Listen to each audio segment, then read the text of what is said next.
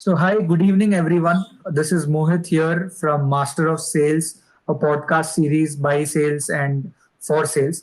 And today we have Mr. Akhil Minocha from Persistent Systems. He is the Vice President of Sales there, has a good experience in software field, and we are happy to have him for today. And to start off with, Akhil, uh, of course, your introduction and your story on how you landed up where you are right now. So, just a basic introduction and story about yours would be a great start. Absolutely, Mohit. Thanks for inviting me to this podcast, and a pleasure to tell you my story. So, as you said, so I'm responsible for sales for Asia Pacific at Persistent for their software products business, and that's into enterprise infrastructure software. So right from security to analytics, cloud, API monetization, a host of next gen technology. So it's been very interesting out here. Uh, I I got into pure sales in the year 2012 when I joined Intel. So I had been in revenue roles ever since. I started my career way back in 1997. So been 24 years in the industry. So I started it at in 2012 and it's been very interesting. Mohit, I wasn't very sure whether I wanted to kind of move into sales at this point of time, and just at that point in time, just for a for something on a lighter note. I mean, a few months back, there was a friend of mine. We were driving in the car, and he was like telling me that I don't know, some people, especially during the pandemic, I don't know why some people want to get into something like sales. That would be the last thing that I would want to do in my journey. And I looked at him. I said, Rakesh, do you remember that I've been into sales? And he said, "Oh, no, I didn't mean you." And it was too late to kind of to undo the damage. But to be honest, Mohit, till the time you get into full-fledged sales and accountable revenue and accountable booking, there's a fun element to it, and there is there's a crazy pressure element to it, but it kind of becomes a DNA within yourself, and it's a very exciting phase. So please go ahead. Very happy to answer any questions that you may have. Sure. Great, Akhil. And in fact, what you summed up in your conversation with Rakesh is the stereotypes. There is general perception that it's difficult because the outcomes are not entirely in your hand, and that's why not even the best of the people may not succeed at it. There is that secret sauce element to it, even with the best products. So yeah, on that front, how did you land up here? So you have roughly, by your calculation, 15 years in technical revenue fields. And what made you jump? So what was that factor which got you up that, okay, I believe in this and maybe I should start talking with customers now? So, I had always been into a market-facing role. That included business development, that included partnerships and alliances. But when you're doing a business development or a partner alliancing role, that's very different from a core sales role, right? When you're in a sales responsibility, you have to either address a need or you've got to create a need, and the ball is in your court. I mean, you've got to really make it happen. So there are a few attributes of a sales leader, right? So and those attributes are he needs to be a good speaker. He needs to be able to, as they say, sell sell a pen, right, or sell anything that actually comes to the table with equal finesse and ease. And I thought that I had all the qualities of convincing people, and I had those negotiation skills, which in any case, I was actually practicing in BizDev. So what? Uh, but having said that, Mohit, I still used to kind of question myself that do I need a quota? Do I need a target on me? I always had some form of a target, but a sales target, which is a day on day, a month on month kind of a pressure, not not on revenue growth, on influencing business, but the fact that you are driving business, right, yourself. Now, I wanted to kind of make that conscious change, right? So, which is the reason why I decided to kind of jump into a sales responsibility. Now, what that also means is the fact that you've got to take, if you are moving towards, or if you have a compensation which is largely fixed and lesser variable, you've got to reorient yourself and tell your family that, listen, I'm going to get lesser into the bank by default, but I'm going to stretch for the buck. So there's an entire orientation that you need to kind of do yourself, but it's very. I think it is the best, the most interesting career that one can actually take up, is what I personally feel. That's there for sure. You get to meet people with various backgrounds and diversifications, and that certainly is. So, in your view, what are some major things for someone in sales to be successful? Like, what would be some key traits, and uh, how have you achieved them? So the base or the key trait, if I have to talk about, is the fact that, and that I'm talking about experience, and experience even at Persistent, is that you should never give up on an opportunity unless you're really sure that, yes, the doors are really closed. Now, Persistent's been a great journey over the last 5.5 years. And there have been cases where I've been shown the door, saying that, we don't like your product, we don't like your company, and come on, I don't want to talk to you further. Why haven't you approached us earlier?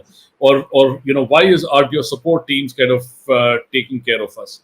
So there could be various such issues, and that's when is your sales finish, that you start your conversation from that point in time, and then you convince the person, and then you convert it into a deal.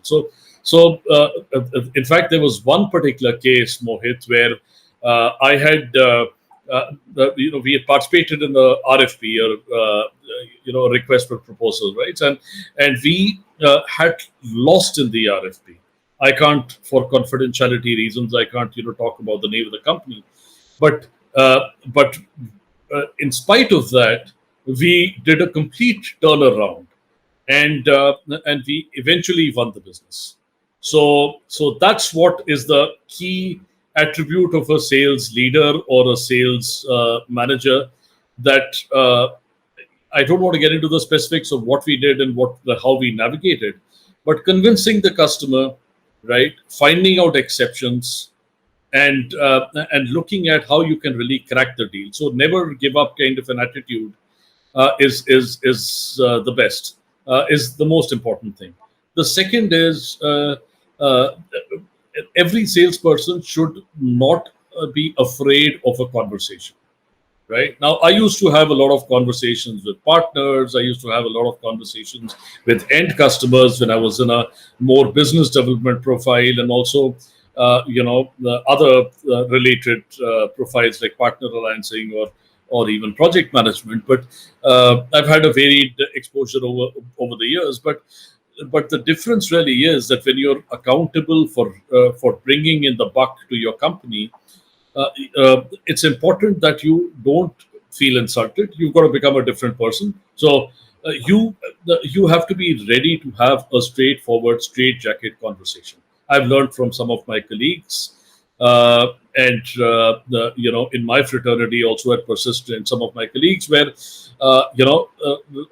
they get into very assertive conversations and tell the customer that, listen, you're wrong, and at the same point in time, get back to the table and not insulting the customer, and getting into the fact that the customer considers you. Now that has to be even on the other side, that you don't need to feel insulted at the same point in time, and you have to drive the conversation. So that, Mohit, is the second most important thing. That keep your ego back at home, Feel free to just pick up the phone. Don't think twice before sending an email. The third thing, which is extremely important, and I learned this not when I had actually, jumped into sales, 12 to 15 years back, even during my first job, because in fact, I pretty much in my first and second job, I've had a mixed journey. So I was into selling, into pure sales way back in 2002, 2003. Also, I sold, to US and Europe as geographies, and this was early in my career when I had one of my core sales responsibilities and sales profile. And what I learned myself and I told my team was the fact that communication is one of the most important things, right? And I used to spend time with my team, and I used to say that, all right, when we were selling it to Europe, I used to say that listen, your lead or your opportunity, because you start with a lead and that converts into an opportunity, is going to really be fruitful depending on what's the message. You have one chance in sending an email which captures the intent. So while as a salesperson, you're free to approach the customer wherever you want to, and you have the confidence whenever you want to. The content of what you're going to write in the email, maybe think 5 times, 10 times on what you're going to be writing in. And over a period of time, you'll get crisper that the first or the second time around, you'll write the right message. So, by the way, Mohit, that's the third thing, that I'm extremely particular about my messaging, verbal or in written, and especially written, because when you write the messaging in written, that's cast in stone. You can't take that back. So I'm extremely particular, and that's been one of the reasons where I have even challenged the inside sales team, internally or externally, who've not been able to get leads. I've said, all right, let me try and get into the BFSI segment. Let me try and get into the manufacturing segment. I will get leads for you. And I have cracked leads with CIOs, CTOs, CISOs, and that's got then you do your role in telling the inside sales teams back that this is the work that you need to do. So that's the third trait. Sorry, it's slightly longer, but I've captured the 3 elements of what I believe in. No, that's certainly quite insightful. So to sum it up, it is communication, persistence, and keeping your ego back at home. So that's right. I don't think anyone can agree more to this, because as a salesperson, you can't lose your ego. You can never give up. A salesperson is always selling. A person who is into sales always be selling. That's what it's all. So I cannot. No one can agree less to that. So that's for sure that. But so there would have been instances like we always principally agree to terms, but sometimes it does get difficult for people. You are persistent. You are not having your ego. You're at your best in communication, but things don't work out because things are not in your hand. So how have you had those experiences, and what motivates you to come out of them? However superb you are, sales and business teaches you a lesson that, okay, maybe you are XYZ, but this is how it works here. So there would have been situations. Correct me if I'm wrong here. Absolutely. How do you come out of that? How do you maintain that calm? If it's calm, or what takes you out of that? It would be a good insight to have. Absolutely. So Mohit, I think one classical mistake that enterprises today do, and most of them, is the fact that they treat sales as something which is time boxed, in terms of the fact that, all right, it's not a personal trait, but it's more of a calendar trait. That listen, I mean, what are we? You've got to be getting us business quarter after quarter, day after day, right? Now, what I typically believe in, it's the same. For example, in stock investing, I mean, you decide on a particular stock, and when it actually hits the lows, You don't run away. You buy probably more of that stock as it kind of keeps hitting the lows. That's the basic principle of stock investing. So if you have bet your guns on a particular stock, you've studied the financials, right? And that's been done. You basically keep your confidence high on that particular stock. Now, from a sales guy perspective, that's exactly what it is. What companies go wrong is one bad quarter, it's a hire and fire kind of a scenario, right? I have been extremely fortunate to be in companies like Persistent. I mean, I would rate Persistent as number one, not because I'm a part of that company, but amongst all my other companies where I've been, or even Intel was wonderful, that the environment of treating you as an exceptional sales resource. So you could have a bad quarter, you could have a bad day, but you've got to actually, you believe in the resource, and then the resource can think. So that's one part of it. Then the resource can actually look at the fact that, okay, what do I do next? I have failed, right? Now, coming to your question, I just want to give you that background. So the salesperson can have rejections. The salesperson can have failures. You've got to get back to the table. You've got to, and that those rejections could mean that you're chasing a deal where you are banking everything on a particular quarter, but it's gone through, right? So, if you have a good environment and the company understands what you've gone through, what you would need to do is say that, all right, now I need to look at what went wrong in my approach. So I'll correct myself in a similar journey on a similar approach. And B, I have one opportunity less. So how can I build more opportunities which would hedge my risk? Right. So that's that's very important. What I also learned, while on the sales job from a senior colleague is he used to always, when we got into conversations, he basically said that this if an X deal doesn't work out, then this Y deal is in place of that in my mind, right? So you kind of orchestrating. You're saying that, all right, if I see a failure, right, then this is the plan B for the deal, which doesn't really work out. So you've got to kind of you've got to plan yourself that you can accept failure, and the failure doesn't impact you so much.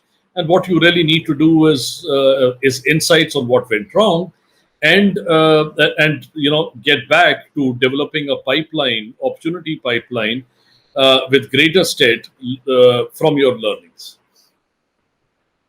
Yes. So to sum it up, it is the company's confidence on you, the organization's confidence on the sales resource, and the person's confidence on himself that he will be able to do something with some, of course, discipline and process around it.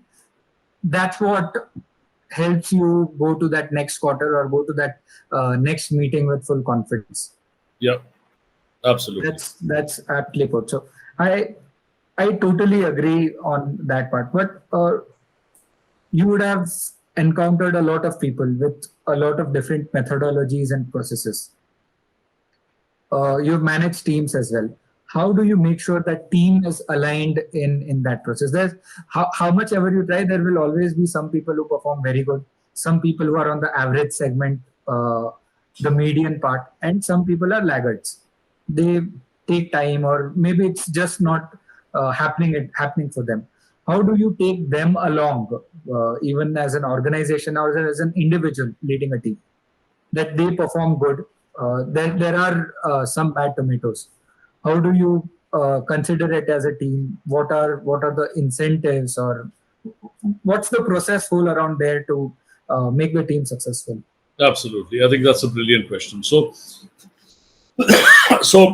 and I've been following this principle from my early sales days, right? And from my first stint in sales, in core sales, way back in 2002.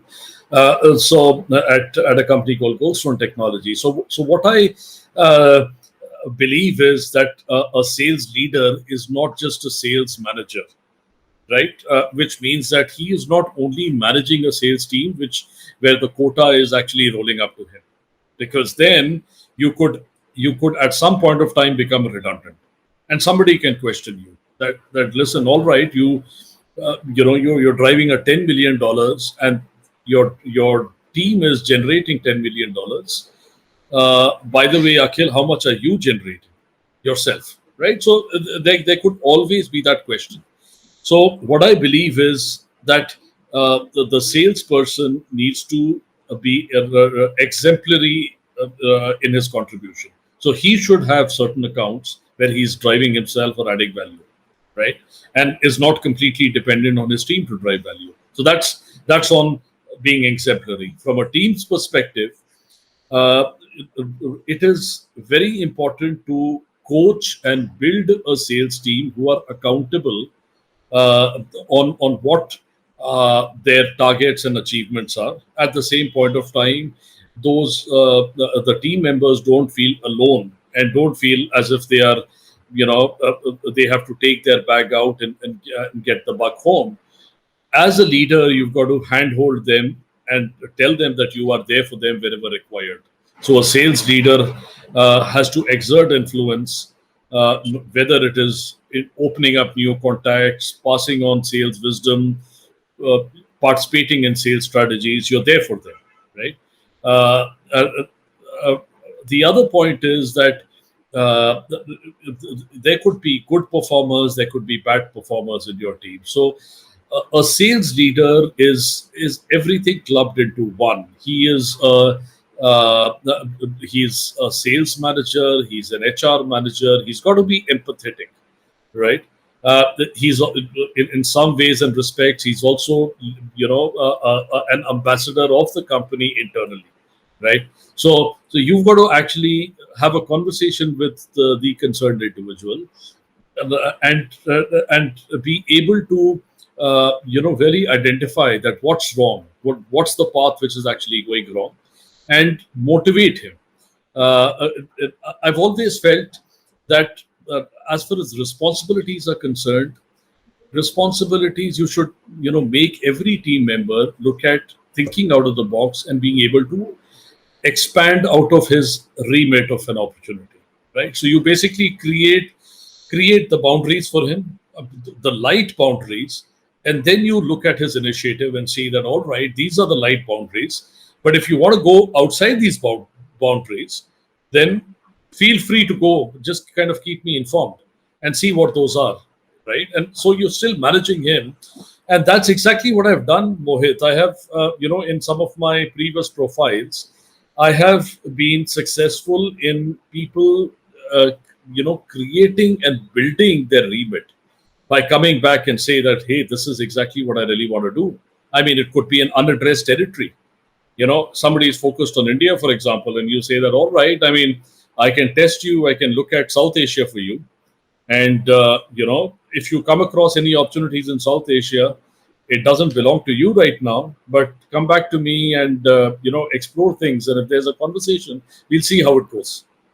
So that way, you are kind of letting the person feel important, that he is carving out his own role.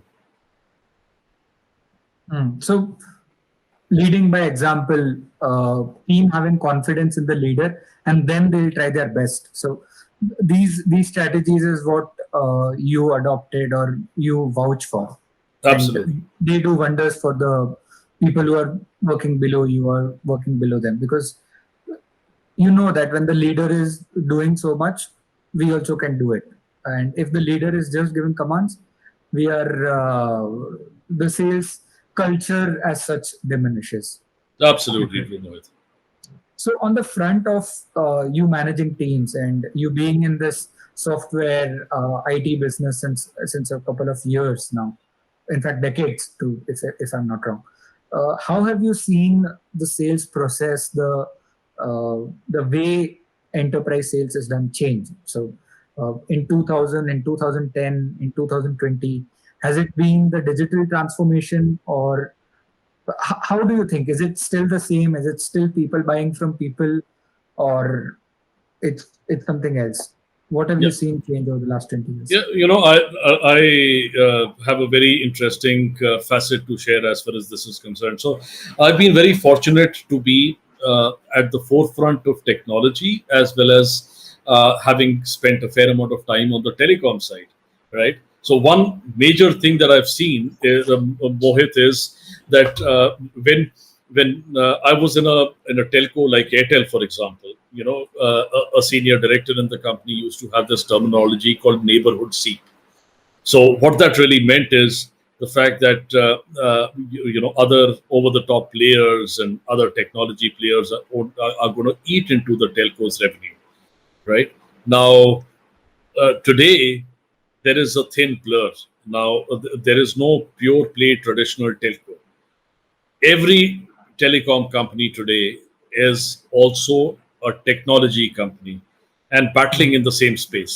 So there's been a convergence of sorts, if you really see. So telecom, media, technology, all of these are all together as a cohesive space, right? So that's been one of the key change, Mohit.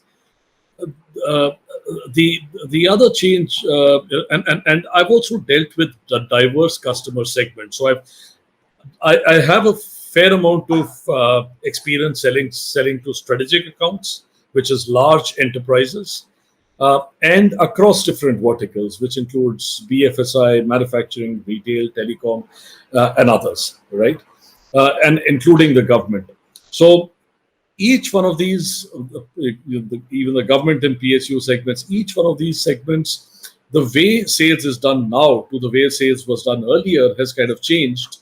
And there has been a considerable change, especially over the last 2 years, also because of the pandemic. So if I talk about the last 2 years, Mohit, uh, uh, I used to be touring about 2 to 3 times a week, right? And uh, and our entire organization was actually, thinking that with the pandemic, what would be the impact on the revenue? But I mean, Persistent also as an organization has really grown in its revenue, as you know, and so has the industry. So what has happened is because today customers can have the same negotiation conversations, can have introductory, discovery, and advanced conversations on mediums, like video conferencing or web conferencing, right? On Teams or Google Meet, etc., which was a strict no-no about 3 to 4 years back, which was a no-no in certain segments, like the government or PSUs, was a little bit of a hesitation in certain other segments, right? But today, every segment, including the PSU and the government, are completely open to having conversations and hard negotiation conversations using conferencing tools. So that's been one of the very significant changes that I've seen over the last 2.5 years, and which is here to stay. Right. The third, if I talk about a longer, time period, which is say the last 0 to 5 years, or the last 0 to 10 years or beyond, uh, there's been, like you very rightly said, there's been the advent or introduction of digital transformation. So, if I look at technology, there were standalone products and services being sold, or it was a lot of body shopping now, which is still happening today. But with digital transformation, the conversation with the customer is different. The conversation with the customer is that I can take you through a journey where we can, completely transform or take care of your end-to-end IT needs, and then get a little segmented into what do you really require. Can I? So if I talk of a BFSI customer, you could start off by his journey on digital transformation and get into something like insurance claims processing, right? Or probably developing a Salesforce application for him, right? Now that 5, 7, 10 years back used to happen as a standalone pitch. Today, it happens as a larger pitch. So the value and volume of deals have also increased for for companies who are systems integrators or even IT software companies, services companies. The volume of business has changed, and that's the reason why this entire sector is here to stay, and it's actually taking on in a big way. That's 100% there. IT segment has seen a lot of boom, and it's for sure here to stay, because once people are adapted to it, information technology is far more efficient than any manual process. So maybe this was the industrial revolution we are in. Now, on the front of you guiding people, so anyone who wants to come in sales or is keen to shift or start his or her career there, what would be your some pieces of tips or guidances that, okay, these are the things you should do, these are the skills you should focus on?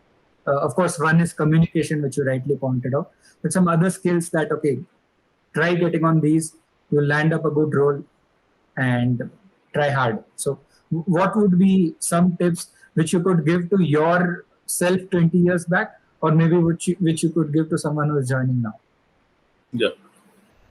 So the first being that anyone who wants to get into sales, whether he has 2 years of experience or he has 20 years of experience, it doesn't matter. It's never late to get into sales. But the core philosophy is that learning never stops, right? So you in sales, you have to tell yourself that you can only sell if you understand the product well, you understand the capability well, you understand the service well, which means that you've got to constantly keep equipping yourself, right? And equipping yourself on technology skills, equipping yourself on domain skills. You don't need to probably get deep down into technology, but you should be able to speak about what you're trying to interface with the customer for or explain to the customer for. So if it's IoT, for example, follow industry trends, be a thought leader, write articles and blogs. I do that all the time. I write articles on technology. I write articles on soft skills. Write blogs on on something as simple as life and inspiration in general. Because what I believe is that the persona that you are trying to that you are or trying to create doesn't really come out of just being one side of your personality. It is not that, okay, you are representing a particular product in the market and that's your persona. Your persona is what you are building out of yourself, right? So that's one of the things that learning. Even right now, I've kind of joined a 1-year course on digital transformation. Not that I don't know about digital transformation. I probably know a fair bit, and I've been selling enterprise infrastructure software and elements of digital transformation like IoT. But I want to learn more. So that constant learning is extremely important.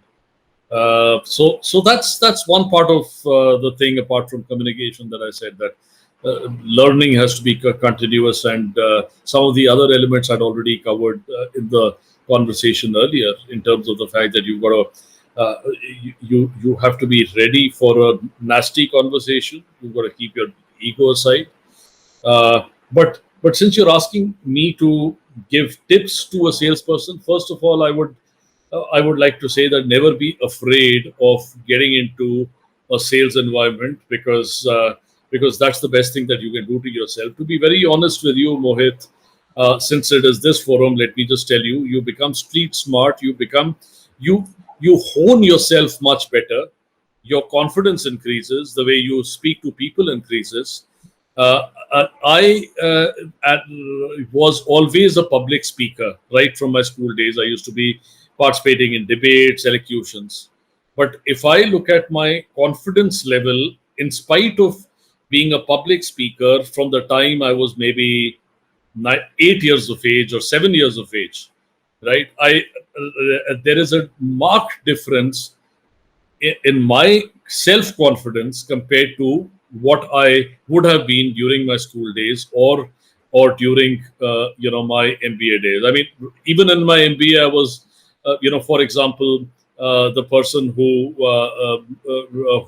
led the convocation ceremony, for my seniors. But I still say that I was not very confident compared to what I am now. So that's what sales does to you. It sharpens you, right?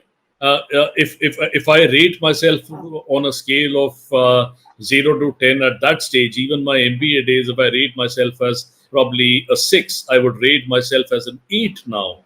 So this has sharpened my conversation with you. I'm kind of confident in my speech and the questions that you're asking me and what I'm giving you. I may not know all the answers. I might be thinking on the fly and giving you these answers. But my confidence stems from the fact that I believe in myself as a person. That's, yeah. You can have so it's like sports. You can have the best coach, but unless you are on the field playing some match, you don't know what's happening. You can have the best practices in your colleges, but when you're in front of a customer and you have to pitch the product, that's what it counts. And that's what makes anyone a successful or a not successful person. Truly agree. So thank you so much on your views around what a salesperson or what anyone generally involved close bit to selling should focus on. We will just have a rapid fire round. It's kind of getting your views on some debatable topics, and not any reasoning part, but just it can be anything. So we'll start it up. Quota or no quota? Quota. Product-led growth is the future or not the future? Product-led growth is the future. Incentives on closure or effort as well? Effort as well. Effort as well. Inbound or outbound as a focus area, like as a core focus, would you go inbound only, improve your content and marketing and all sorts of inbound processes, or you go outbound? Actually, both. It depends on, you've got to take good elements of both. Happy customers or happy teams and happy you, if you have a choice? Happy customers. The customer comes key. If the customer is happy, then you'll be happy. High velocity sales or low velocity sales? What do you prefer? High velocity sales. So does high velocity come under enterprise or mid-market, according to mid-market SMB? So when you're saying high velocity, I'm just trying to ensure that I'm answering the question properly. So how would you define a high velocity sales? You have a closure happening every, say, third, fourth, fifth day. Some deal closing very fast. No. So low velocity structured sales is what I would, I'll correct myself there. So low velocity structured sales, and that is something which is there as far as large enterprises is concerned. Sure. So yes, I think we have got more or less all information points which we had thought of. Thank you so much, Akhil. Pleasure. Thank you so much for coming on the podcast and giving your valuable time. This will certainly be helpful. And if there's anything you would want to add on, anything specific to your organization or any challenge or anything, just 2 minutes of your words. I just want to tell you that you approached me for this podcast, and I really believe that it's a very interesting concept. So what you're trying to do is going to really help a lot of people, and that's a great initiative. Which is it's an unparalleled initiative, because what you don't see something like this in the market, where you probably find books and sales coaches, but they are more. Those books are more theoretical, and the sales coaches are more theoretical in what should be the the by the book theory, right? And if you're trying to capture people like me on what are really the traits, and what is probably the true story, or sales, you are doing something which would be very good for sales aspirants or people already in that particular field. So I love what you're doing, and I think it's an honor for me. Probably this is one of the first few podcasts. Honor for me that you thought it worthwhile for me to be a part of it. So thanks for that, and that's about it. Nothing else for me to add, Mohit. Sure, sure. Pleasure is ours. Pleasure is from Master of Sales. And thank you so much for being a part of this, Akhil. Thank you so much.